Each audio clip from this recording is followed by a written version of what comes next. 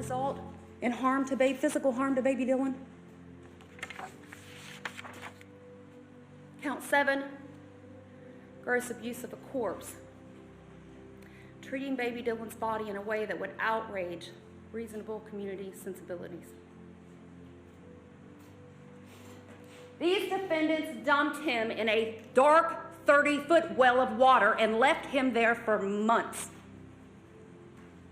And I submit to you, ladies and gentlemen of the jury, that had Detective Conkle not had the training and experience to put them in a room together and listen to what they were saying, we would have never found baby Dylan's body.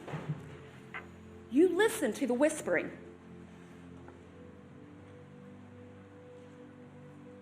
If they find his body, we're effed.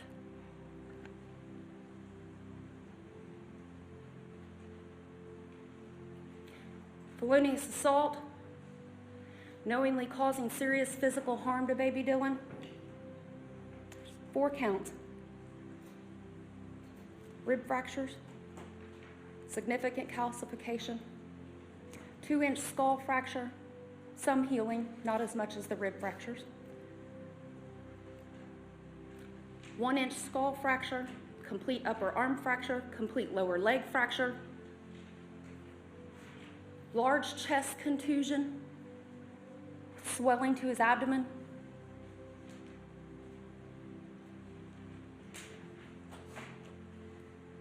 Those are all separate counts because they're all separate injuries.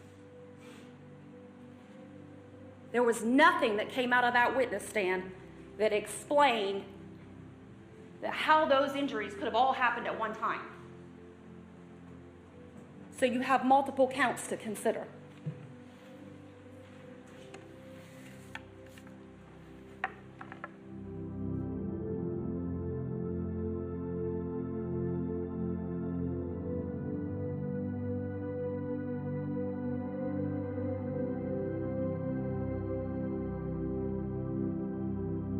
Instruct you that you are. So you determine who sits on that witness stand and who's telling the truth. Whether you believe some of it, all of it, none of it, you determine that. So let's talk about reasons why you may or may not believe defendant Daniel Groves. First, it was that Children's Services took the baby. Then, it was that he just found baby Dylan dead, nobody killed him. Next, he told Daniel Jr. the dream catcher heard the baby. Then, in a jail visit, he tells a female he didn't kill him or dump his body. He didn't have anything to do with any of this. And yet another version that we heard in here this morning was that he watched his wife strike that child in the head 4 times and snatch him up by the ribs. You all go back there and decide what's truth and what's not. If you believe that he wasn't the principal, then discuss whether or not he was complicit. And we talked about some of that, about Children's Services placing the baby with this defendant. Why else would you collect the urine of your 15-year-old son? Put it in a small bottle with a lid on it. For his buddy? So had there been an actual urine test, maybe he wouldn't have even had placement. Sounds like he facilitated this whole thing from the word go. He was foolishly unaware. That's what was said in opening statements, foolishly unaware.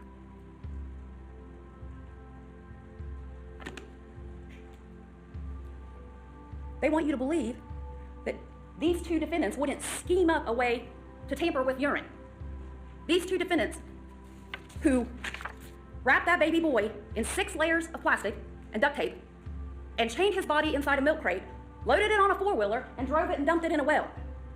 But they wouldn't tamper with urine specimens. How is he complicit? Who was it that Children's Services was having all that contact with? She testified it was Daniel Groves, that he had 4 different phone numbers she was trying to communicate with. How is he complicit? He was foolishly unaware that his wife was pregnant for so long, yet their 15-year-old son knew and confronted her. He was foolishly unaware that she was getting so high, yet everybody at the hospital recognized it.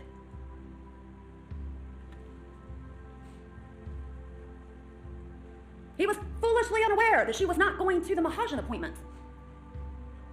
Why not rat her out for all this? Could it be because he's high right along with her? You heard Detective Conkle testify that he's dope sick, rolling around the interrogation room.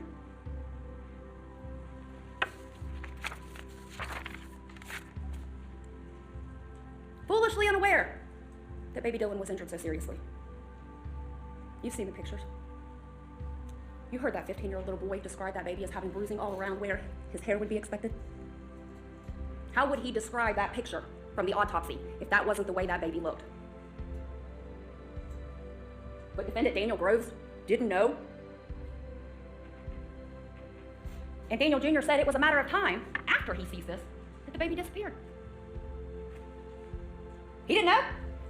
He couldn't have called right then for emergency medical assistance to give baby Dylan a chance to survive. I submit to you that's the least he could have done. You're expected to believe that these parents, who everyone from the hospital testified, never asked questions about that baby when he was removed and couldn't breathe, stayed glued to each other, and then packaged up their baby and threw him in a 30-foot well, were suddenly so caring that they wanted to hold baby Dylan every time Patricia Kraft was there. You suppose that's so she wouldn't touch him and figure out he had injuries?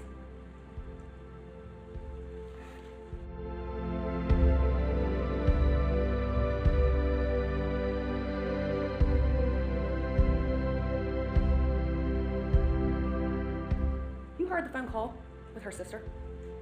Together, for better or worse, till death do us part. I submit to you, ladies and gentlemen of the jury, that's the way it's been from the time that baby was born to right here this week. Against their own children.